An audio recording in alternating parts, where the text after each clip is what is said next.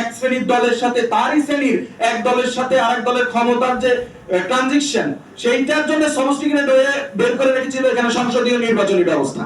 সেই নির্বাচনী ব্যবস্থা এখানে হাসিনা নষ্ট করে দেওয়ার বলে তারা কৌশলগত কারণে, তাদের মুখের কথা, তারা কৌশলগত কারণে অভ্যুত্থানকে বেছে নিতে হলেও তারা অভ্যুত্থানের দল বা রাজনৈতিক শক্তি না, এটা তারাই আবার নিজেরা স্বীকার করে নিয়েছে। এই মুহূর্তে দাঁড়িয়ে আমরা যখন দেখলাম যে এখানে এই সংসদীয় রাজনীতির মধ্যে দিয়ে বিভিন্ন দীর্ঘদিন ধরে যারা আসার পথ এখানে খুঁজে বেড়াচ্ছে, তাদের এই পথ তারাই নিজেরাই অস্বীকার করছে।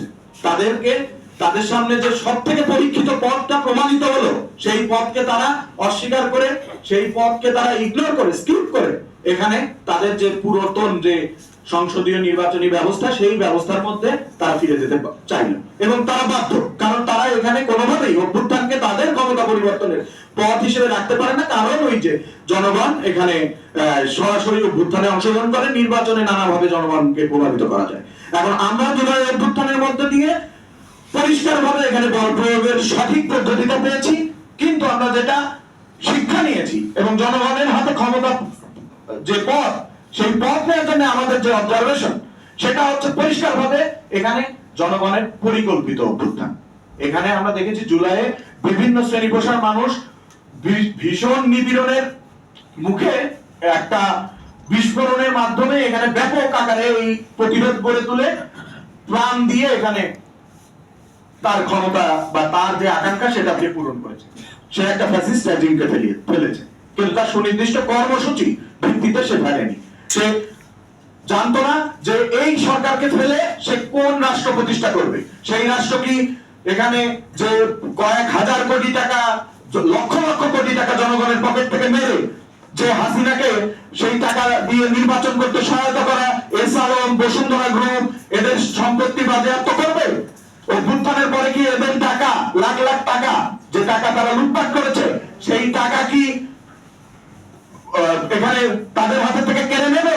এখানে যে সব বিশাল বিশাল জমির মালিকরা এখানে বাংলাদেশে বসে আছে, হাজার হাজার লক্ষ লক্ষ বিঘা জমি মালিক, তাদের হাতে থেকে কি জমি কেড়ে নেবে? এই প্রশ্ন বা এই ধরনের কোন আলাপ এখানে অভ্যুত্থানের পরে এই যে যারা ক্ষমতার জন্য খুবই উদ্গ্রীব ছিল, তারা কেউই এখানে এই আলাপ হাজির করেনি। তার মানে তারা কোন জনগণের ক্ষমতার পর এখানে আসলে চাইনি আদতে।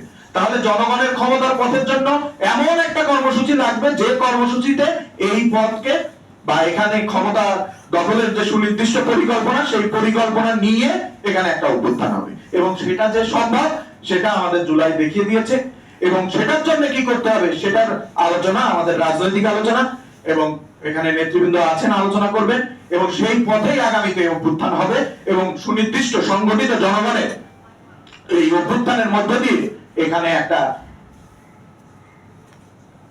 এমন রাষ্ট্র প্রতিষ্ঠা হবে, যে রাষ্ট্র অবশ্যই বেক্সিমকো বা এস আলম বা হচ্ছে এখানে নরেন্দ্র মোদী বা মার্কিন বাণিজ্য চুক্তি বা এখানে সাম্রাজ্যবাদী যে বহিঃশক্তি, তাদের দালালি করবে না, এবং আত্মমর্যাদা সম্পন্ন একটা সার্বভৌমত্ব সম্পন্ন রাষ্ট্র তৈরি করবে।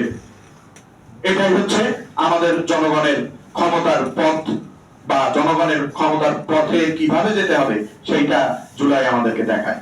জুলাই আমাদের দেখায় যে এখানে এই ব্যাপক মানুষ যারা আসলে যাদের দোয়া বা যাদের কাছে কান্না, মানে যেভাবে এখানে বসে আহাজারি করলে, তারা নামলে তারপরে ক্ষমতা পরিবর্তন হয়, সেটা আমাদের জুলাই দেখিয়ে দিয়েছে। জুলাই সব থেকে বেশি দেখিয়ে দিয়েছে এখানে ব্যাপক অংশগ্রহণ ছাড়া, মানুষের যারা সিংহভাগ মেহনতি মানুষ, তাদের অংশগ্রহণ ছাড়া এখানে কোনো অভ্যুত্থান সম্পন্ন হয় না, এখানে কোনো প্রকার ক্ষমতার পালা বদল হয় না। তো সুতরাং জনগণের জুলাইয়ের শিক্ষা হচ্ছে এখানে ব্যাপক মানুষ এবং যারা এখানে মেহনতি সিংহভাগ মানুষ, তাদের অংশগ্রহণ ছাড়া এখানে কোনো ক্ষমতার পথ পরিবর্তন সম্ভব নয়। এবং তাদের ক্ষমতা সরাসরি অংশগ্রহণের পথ হচ্ছে অভ্যুত্থান, এবং জনগণের হাতে ক্ষমতার পথ হচ্ছে সুনির্দিষ্টভাবে একটি কর্মসূচির ভিত্তিতে অভ্যুত্থান করা। ধন্যবাদ।